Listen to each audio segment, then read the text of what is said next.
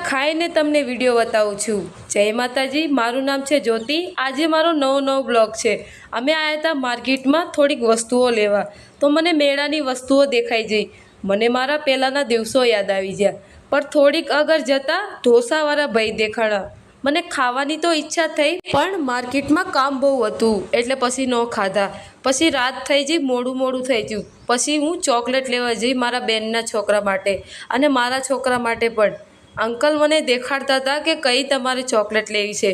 પછી મેં 4 dairy milk chocolate લીધી અને એક નાની એવી ફ્રૂટી લીધી કે પકોડી ખાવી છે ને પછી પીવા થાય। ચોકલેટ લઈને બહાર નીકળી તો સામે મારા ઘરના ઊભા હતા પકોડીની લારી પર। તો મને લાગ્યું હાશ ભૂખ લાગી છે તો થોડીક પકોડી ખાઈ લી। પછી ફટાફટ હું અહીંયા જઈ એ મને બોલાવી રહ્યા હતા કે જલ્દી આવ।